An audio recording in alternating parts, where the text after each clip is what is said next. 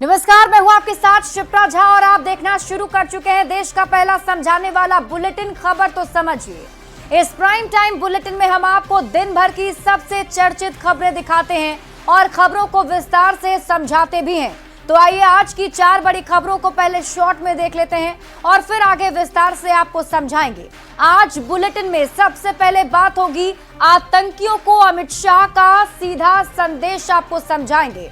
जातीय जनगणना पर क्रेडिट पॉलिटिक्स क्यों हो रही है ये बताएंगे। बिहार पर चिराग के बयान के मायने भी आपको समझाएंगे और इसके साथ ही झारखंड में एटीएस की दबिश के मायने भी आपको बताएंगे।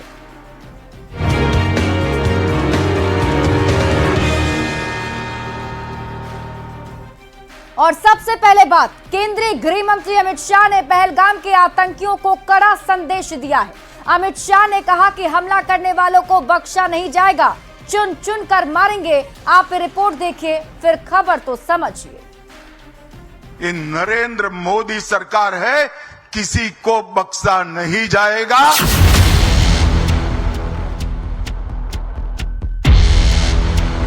केंद्रीय गृह मंत्री अमित शाह ने पहलगाम हमले में शामिल आतंकवादियों को सख्त चेतावनी दी। अमित शाह ने कहा कि लड़ाई अभी खत्म नहीं हुई है। आतंकियों को ये नहीं सोचना चाहिए कि उन्होंने युद्ध जीत लिया है। ये नरेंद्र मोदी की सरकार है, किसी को बख्शा नहीं जाएगा।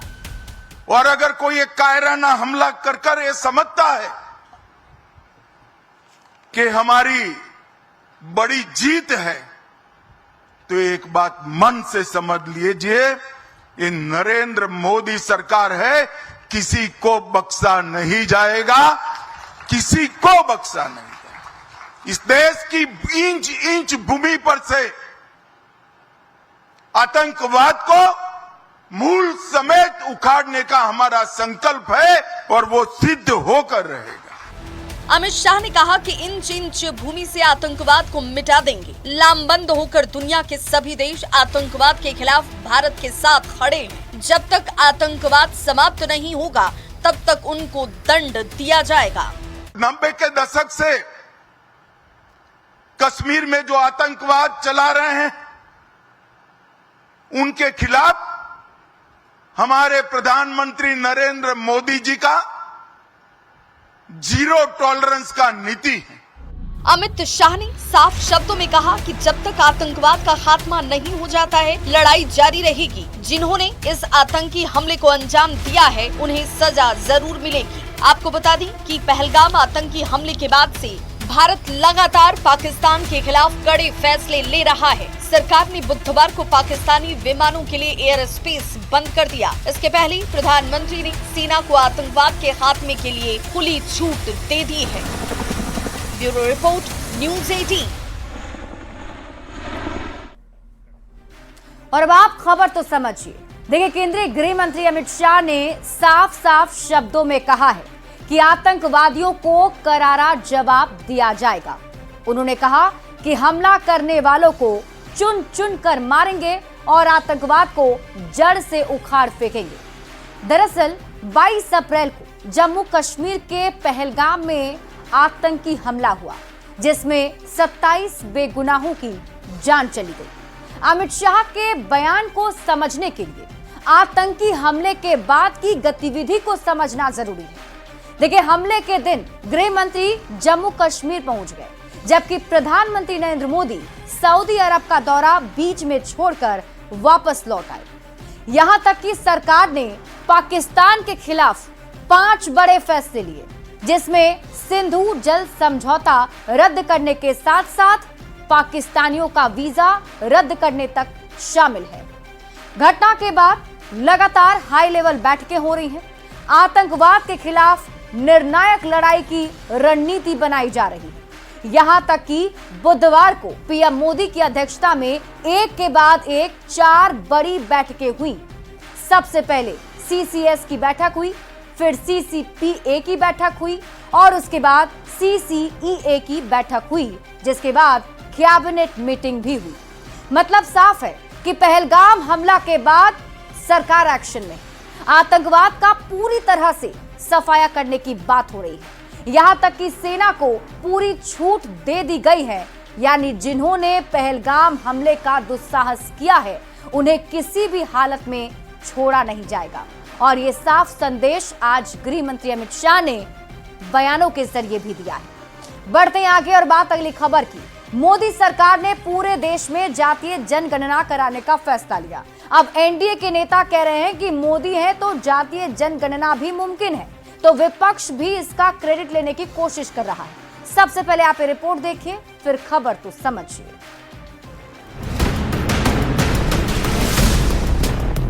पूरे देश में इस वक्त हर किसी की जुबान पर एक ही मुद्दा है, जातीय गणना। मोदी सरकार ने पूरे देश में जातीय गणना कराने का फैसला लिया तो फैसला मोदी कैबिनेट में हुआ और क्रेडिट विपक्ष लेने लगा।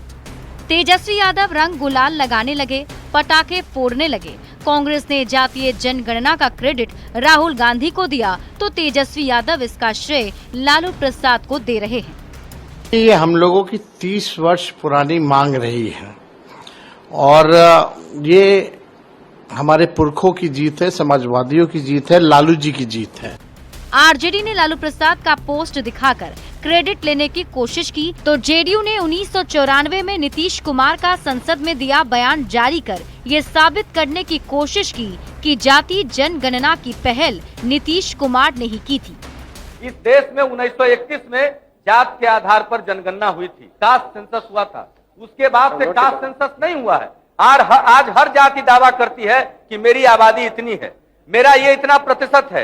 इसलिए एक बार इस देश में जाति के आधार पर जनगणना हो जानी चाहिए और जात के आधार पर जनगणना करने के पश्चात जितनी भी जातियां इस देश में बसती है सबको आबादी के हिसाब से आरक्षण दे दिया जाना चाहिए। बिहार में इसी साल चुनाव होने हैं। जातीय गणना यहाँ सालों से एक महत्वपूर्ण मुद्दा रहा है। अब तक विपक्ष सरकार को इसी मुद्दे पर घेरता रहा है, पर केंद्रीय कैबिनेट के इस फैसले ने विरोधियों के सबसे बड़े हथियार को बेकार कर दिया है और बीजेपी के नेता कह रहे हैं कि मोदी है तो जातीय जनगणना भी मुमकिन है। ये नारा एनडीए के नेता दे रहे हैं क्योंकि प्रधानमंत्री नरेंद्र मोदी ने पूरे भारत में जातीय जनगणना कराने का फैसला लेकर इतिहास रच दिया है। पीएम मोदी भारत के पहले प्रधानमंत्री हैं जिन्होंने जातीय जनगणना कराने का फैसला लिया है। पटना से संवाददाता आनंद अमृतराज, रवि एस नारायण और अमित के साथ ब्यूरो रिपोर्ट, न्यूज़ 18।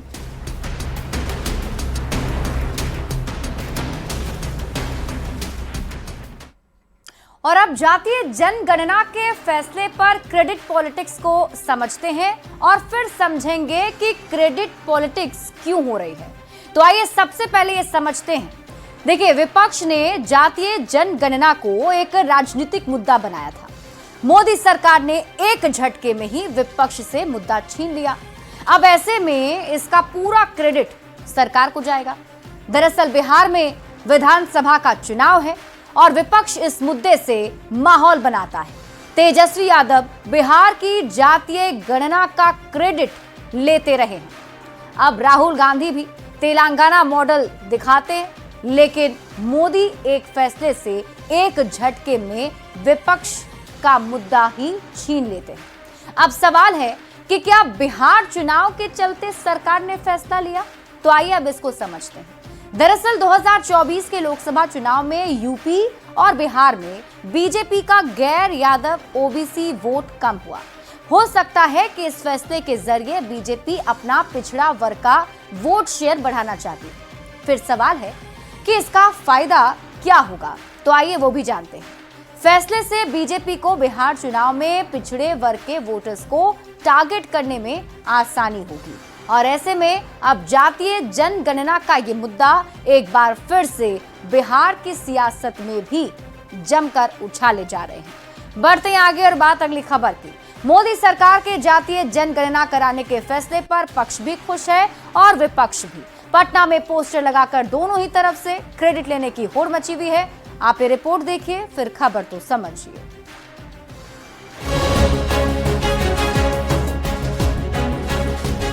30 अप्रैल 2025 मोदी कैबिनेट ने एक बहुत बड़ा फैसला लिया।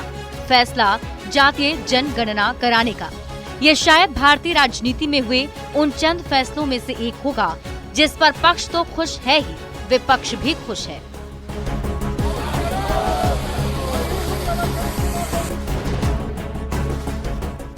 शाम को मोदी कैबिनेट ने जातीय जनगणना का फैसला लिया और सुबह होते ही पटना की सड़कें पोस्टर से पट गईं।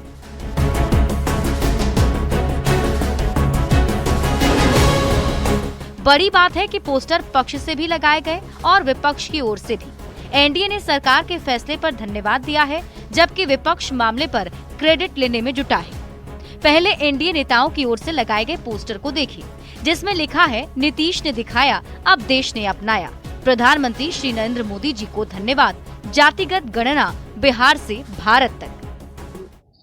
बेहद खुशी और गर्व का विषय है कि बिहार ने जो पहल किया जातिगत गणना को लेकर, जिसको केंद्र सरकार ने पूरे देश भर में कराने का ऐतिहासिक निर्णय लिया है। अब विपक्ष की ओर से लगाए गए दूसरे पोस्टर को देखिए। कांग्रेस की ओर से लगाए गए पोस्टर में राहुल गांधी को धन्यवाद दिया गया है, तो आरजेडी के पोस्टर में जातीय जनगणना के फैसले का क्रेडिट लालू प्रसाद और तेजस्वी यादव को दिया गया है। पोस्टर पर लिखा है, लोग झुकते हैं, झुकाने वाला चाहिए। आपसे पूछता हूँ, इस मुद्दे को सबसे पहले किसने उठाया? बोलिए ना। राष्ट्रीय जनता दल। कांग्रेस और आरजेडी की क्रेडिट पॉलिटिक्स पर बीजेपी नेता और बिहार के डिप्टी सीएम सम्राट चौधरी ने तंज कसा है। चार एमपी वाला को क्या क्रेडिट दूं मैं? बिहार में हुई जातीय गणना पर भी कुछ इसी तरह की क्रेडिट पॉलिटिक्स हुई थी, जैसी पूरे देश में जातीय जनगणना कराने के मोदी सरकार के फैसले पर हो रही है। लेकिन सवाल है कि करने वाला सबसे बड़ा या फिर दबाव बनाने वाला सबसे बड़ा। न्यूज़ 18 के लिए पटना से अमित कुमार, संजय कुमार और दिल्ली से अमितेश सिंह के साथ ब्यूरो रिपोर्ट। और आइए अब खबर को समझते हैं। मोदी कैबिनेट ने जातीय जनगणना कराने का फैसला लिया है। कैबिनेट में यह फैसला लिया गया कि देश भर में जातीय जनगणना कराई जाएगी। मोदी सरकार ने जातीय जनगणना कराने का फैसला लिया तो क्रेडिट पॉलिटिक्स भी तेज हो गई। कांग्रेस राहुल गांधी को क्रेडिट दे रही है, तो तेजस्वी यादव और लालू प्रसाद को क्रेडिट दिया जा रहा है। समझते हैं कि जातीय जनगणना के फैसले पर क्रेडिट पॉलिटिक्स क्यों, तो आइए इसको भी समझते हैं। देखिए, देश की राजनीति में जाति हमेशा से बड़ा मुद्दा रहा है। जातिगत मुद्दों पर सरकार बनती और बिगड़ती रही है।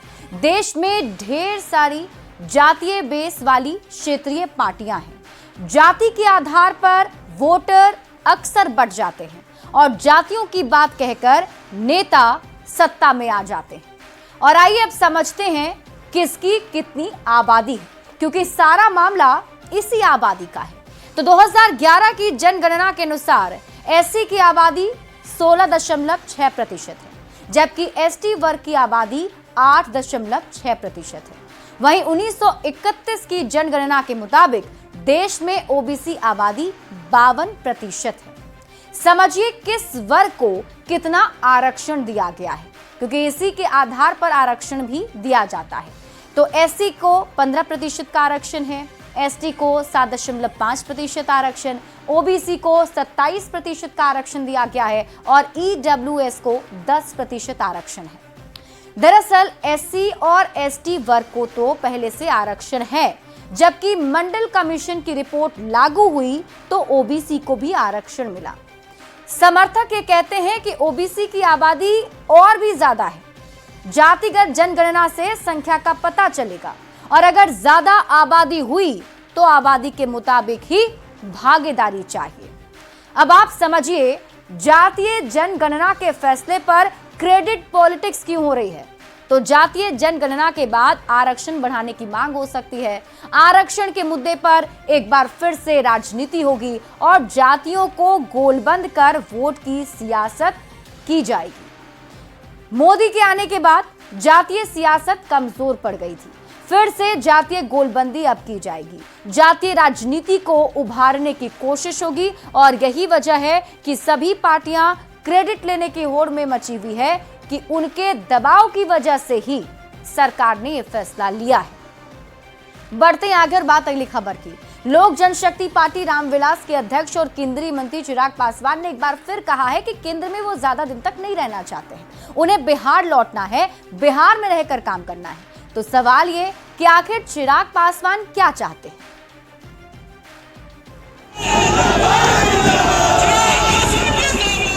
42 साल के चिराग पासवान बिहार ही नहीं बल्कि देश की राजनीति के एक ऐसे करिश्माई नेता हैं जिनकी राजनीतिक पारी भले ही पिता की छत्र छाया में शुरू हुई हो, पर समय के साथ उन्होंने अपनी काबिलियत को बखूबी साबित किया है। पार्टी टूटी तो अपने दम पर नई पार्टी खड़ी कर दी। 2024 में अपनी पार्टी को सभी सीटों पर जीत दिलाकर केंद्र में कैबिनेट मंत्री जैसा भारी भरकम पद पाने वाले चिराग पासवान अब बिहार लौटना चाहते हैं। वो बार बार कह रहे हैं कि उन्हें बिहार वापस जाना है। केंद्र में वो ज्यादा दिन नहीं रहना चाहते, बिहार में रहकर काम करना चाहते हैं। नीति में आया, बट उस वक्त भी मैंने कहा था कि इवेंचुअली मैं अपने राज्य में जाना चाहता हूं। Unlike my father, who was very clear that he wants to be in the center politics, I am very clear that कि मुझे अपने राज्य बिहार वापस जाना है। बिहार फर्स्ट, बिहारी फर्स्ट की सोच के साथ मैं आगे बढ़ रहा हूँ।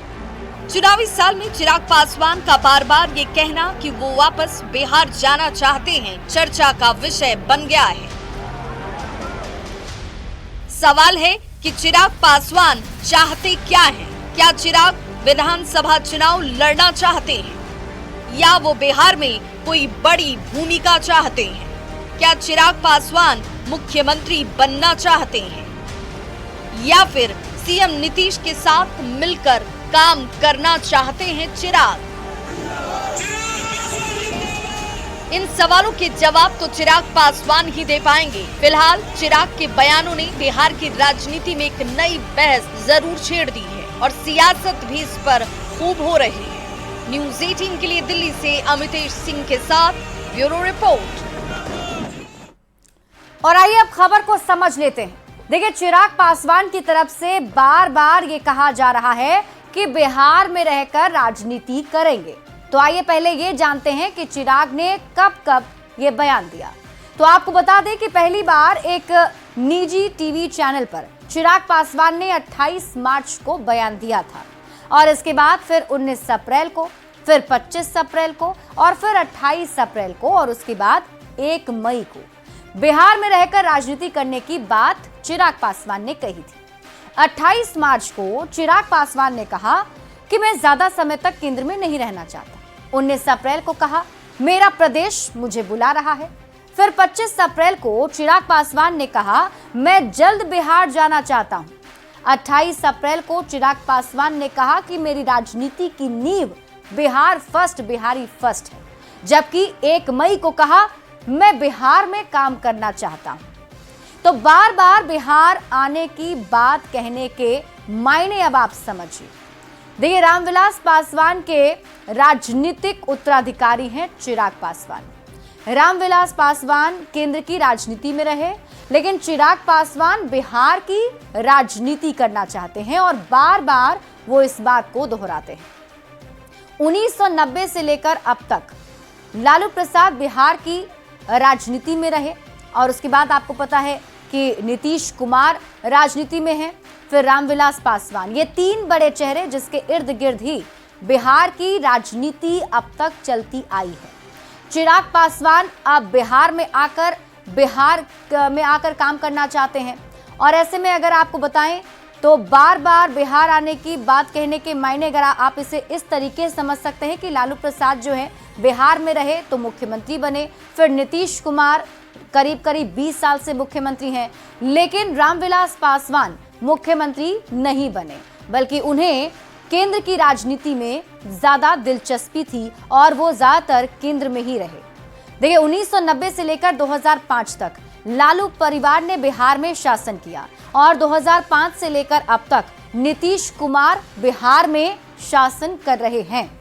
तो ऐसे में फिलहाल नीतीश कुमार के नेतृत्व में ही बिहार में सरकार चल रही है। तो ये 3 बड़े चेहरे बिहार के अब तक रहे हैं जिनके इर्द गिर्द ही बिहार की सियासत होती रही है। 2025 में नीतीश कुमार ही एनडीए का चेहरा है और 2030 की क्या तैयारी कर रहे हैं चिराग पासवान, अब ये सवाल उठने लगे हैं। मतलब ये क्योंकि इस बार नीतीश कुमार के नेतृत्व में ही बिहार विधानसभा का चुनाव लड़ा जाना है, एनडीए की तरफ से साफ कर दिया गया है। तो क्या चिराग पासवान आगे की तैयारी कर रहे हैं? चिराग के पीछे क्या बीजेपी का दिमाग है? और क्योंकि विपक्ष की तरफ से ये आरोप भी लगाए जा रहे हैं और विपक्ष ये साफ तौर पर कह रहा है कि अब चिराग पासवान को एक बार फिर से आगे करके नीतीश कुमार को कमजोर करना चाहती है बीजेपी। और ये कहा जा रहा है विपक्ष की तरफ से कि चिराग के जरिए नीतीश कुमार को बीजेपी निपटाना चाहती है। तो भले ही चिराग पासवान की तरफ से कहा जा रहा हो कि बिहार में आके राजनीति करेंगे, तो वहीं दूसरी तरफ विपक्ष कई आरोप बीजेपी पर लगा रहा है। इसी के साथ इस बुलेटिन में अभी के लिए बस इतना ही। आप देखते रहिए